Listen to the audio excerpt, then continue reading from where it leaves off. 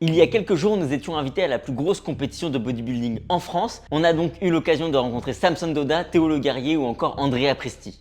Vous êtes beaucoup à vous poser des questions sur le fonctionnement des catégories, sur ce qu'il se passe en backstage ou encore sur les étapes qui permettent à un athlète de monter sur scène dans une compétition. Eh bien, embarque avec nous parce qu'aujourd'hui, on va rentrer dans les coulisses d'une compétition de bodybuilding. Bon, déjà, avant de commencer, il faut dire qu'il y a une multitude de fédérations et que chaque fédération fonctionne différemment. Chaque fédération a ses propres catégories, ses propres règles. Ce qu'on va dire aujourd'hui s'applique à la NPC, qui est la plus grosse fédération amateur. Le 28 septembre, nous étions donc à Metz pour le Pro Qualifier et la compétition professionnelle. Avant de rentrer dans tous les détails, il nous faut vous expliquer le fonctionnement des compétitions. On pourrait dire qu'il y a 4 niveaux de compétition. Premièrement, il y a les compétitions régionales. Ce sont des compétitions ouvertes à tous les amateurs et c'est un passage obligatoire avant d'aller plus loin dans la hiérarchie des compétitions. Une fois qu'un athlète a participé à une compétition régionale, il va être en mesure de participer à ce qu'on appelle un Pro Qualifier. Les Pro Qualifiers sont des compétitions qui permettent aux meilleurs, aux gagnants de leur catégorie, de remporter ce qu'on appelle une carte professionnelle. Viennent ensuite logiquement les compétitions professionnelles, ouvertes uniquement aux athlètes ayant déjà une carte professionnelle. Et pour terminer, dans une catégorie à part, il y a le Mister Olympia. Et pour participer à cette compétition, il faut nécessairement avoir gagné une compétition professionnelle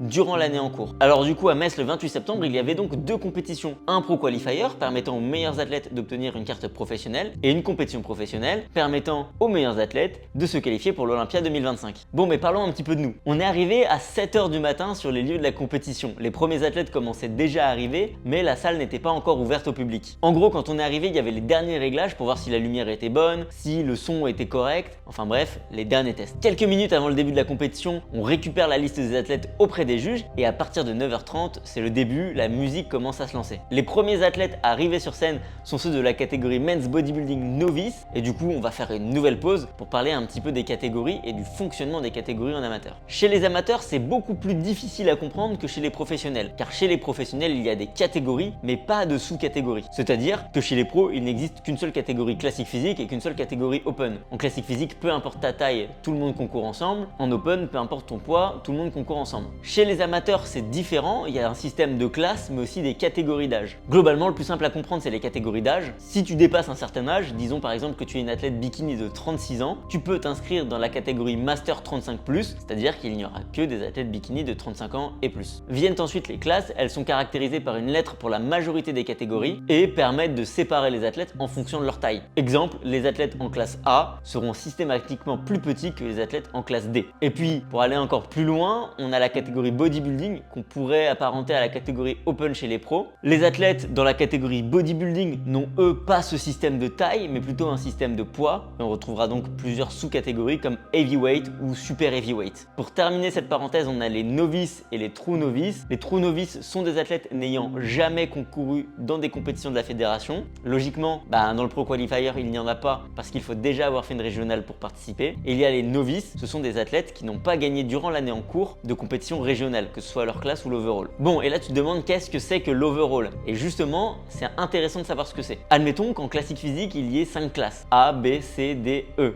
A, B. Oui, bravo. Les gagnants de toutes ces classes vont finalement s'affronter tous ensemble pour qu'il n'y ait qu'un seul gagnant à la fin. Et cette rencontre entre les 5 vainqueurs de leur classe, ça s'appelle l'overall. Par exemple, Maxime Dart, qu'on a eu la chance d'interviewer juste après sa compétition, était le vainqueur de la classe Light Heavyweight, mais malheureusement, lors de l'overall, il est arrivé deuxième, derrière le vainqueur de la classe Super Heavyweight. Après l'overall, il y avait un monstre en face, donc quand je l'ai vu arriver, j'étais limite, j'ai plus kiffé ça. Tu me mets Samson Dauda, c'est pareil, tu vois, moi, allez, vas-y, viens, on va rigoler. Alors, beaucoup d'entre vous vont se poser la question, que se passe-t-il réellement en backstage? Car oui, dans ces compétitions, les backstage ne sont pas ouverts au public. Et finalement, il se passe pas grand-chose dans les backstage. On y retrouve les athlètes dans les derniers moments de leur préparation. Ils se reposent, ils se concentrent et font les derniers ajustements sur leur TAN. Nouvelle question que tu dois te poser, mais alors qu'est-ce que c'est le TAN? C'est du bronzage artificiel, permettant aux athlètes de mieux faire ressortir leurs muscles sur scène. Alors, on n'a aucune image des backstage à vous montrer pour une raison simple, c'est que c'est généralement assez mal vu de filmer dans les backstage. Les athlètes sont dans cet endroit avant tout pour rechercher le calme. Pour certains, ils sont allongés avec un casque sur les oreilles en train de s'imaginer sur scène, en train de réaliser leur routine. Pour d'autres, l'objectif est de perfectionner la routine et le posing devant les miroirs des toilettes. Ou pour d'autres, tout simplement, c'est d'échanger avec leur coach pour avoir les derniers ajustements, les derniers conseils avant de monter sur scène. Bref, tout ça pour dire que chacun a sa méthode pour rester concentré, mais une chose est sûre, c'est qu'ils sont tous dans leur bulle à ce ce moment-là et c'est pas le moment de les déranger. Dans les croyances populaires, dans les backstage, il y a des haltères et des machines de musculation afin de se congestionner avant de monter sur scène. Et c'est évidemment une croyance populaire. Non, les athlètes n'ont pas à leur disposition des machines et des haltères. Ils ont leurs élastiques qu'ils vont ramener eux-mêmes. Les backstage, c'est finalement une grande salle vide avec plein d'athlètes qui attendent leur passage pour enfin dévoiler le résultat du travail acharné qu'ils ont effectué durant des mois, voire des années. Si c'est pas encore fait de ton côté, abonne-toi à notre compte Instagram. C'est simple, c'est Objectif Titan. Lorsqu'il y a des événements de cette envergure, tu peux être sûr qu'on va être sur place et qu'on va te faire vivre l'événement de la manière la plus immersive possible. Par exemple, à Metz, on a eu la chance d'être au tout premier rang.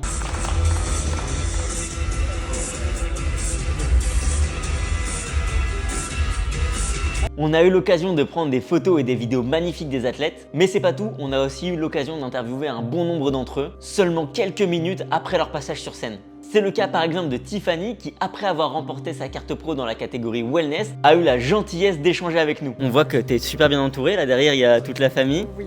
Est-ce que c'est quelque chose du coup qui t'a motivé, qui t'a permis de tenir? Parce que aussi on a entendu parler que tu parlais de nourriture là, il y a quelques minutes. Donc, est-ce qu'ils t'ont été aidé à tenir à travers la diète, à travers les épreuves Oui, alors du coup je suis retournée un petit peu chez mes parents pendant un mois et je les remercie du fond du cœur parce qu'ils m'ont vachement aidé.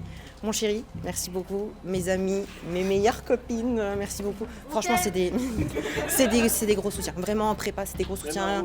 J'ai eu des moments difficiles et ça fait plaisir, vraiment. Ce sont des interviews qu'on adore faire parce qu'elles sont faites à chaud et elles sont généralement remplies d'émotions. En réalité, c'est aussi ça notre job sur les compétitions. Te faire découvrir de nouvelles catégories, de nouveaux athlètes, de nouvelles histoires, mais aussi de te permettre de suivre tes athlètes favoris. Si tout ça c'est possible, c'est uniquement grâce à vous car vous nous apportez énormément de soutien, donc merci beaucoup. Les compétitions de bodybuilding, c'est rempli de belles histoires. On pense notamment à Lauryn Bell, une athlète bikini naturelle qui a réussi à remporter sa carte pro à Metz. Voilà, c'est juste la passion qui paye et c'est trop bien. Quelques heures après l'obtention de cette carte pro, elle se décide à monter sur scène avec les professionnels, avec pour unique but de se faire plaisir et de voir quelle est la différence de niveau entre les amateurs et les professionnels. Quelle ne fut pas sa surprise quand elle fut appelée dans le premier call-out, lui permettant dès sa première compétition professionnelle d'intégrer le top 6. Ah, je peux vous dire que son coach il était empli d'émotions. Vous avez probablement entendu parler de la compétition sur les réseaux sociaux car étaient présents Théo Le Guerrier, Samson Dauda ou encore Andrea Presti. 3 des plus gros athlètes de leur catégorie. En toute franchise, c'est la première fois qu'on est en mesure de voir des athlètes si prestigieux de si près. Et force est de dire que ça n'a rien à voir avec Instagram.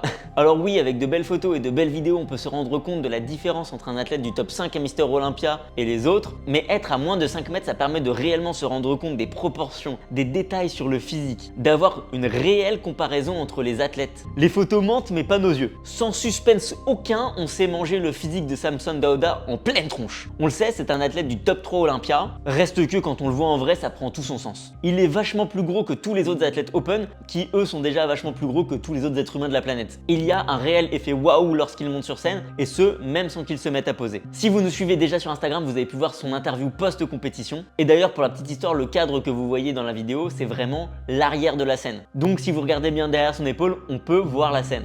Post Olympia, the next show is quite far away, and I got a lot of traveling, so I won't be able to do a post Olympia show. So I thought, there's a show happening in 2 weeks in France of all places. I've never competed in France before, and I love it here, So I'm like, why not?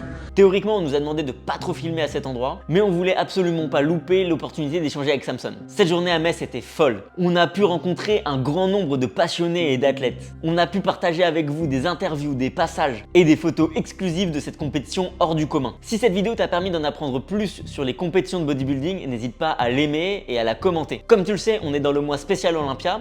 Il y a donc eu une vidéo hier, il y en aura eu une demain, donc pour ne rien manquer, abonne-toi. Sur ce, on se retrouve dès demain.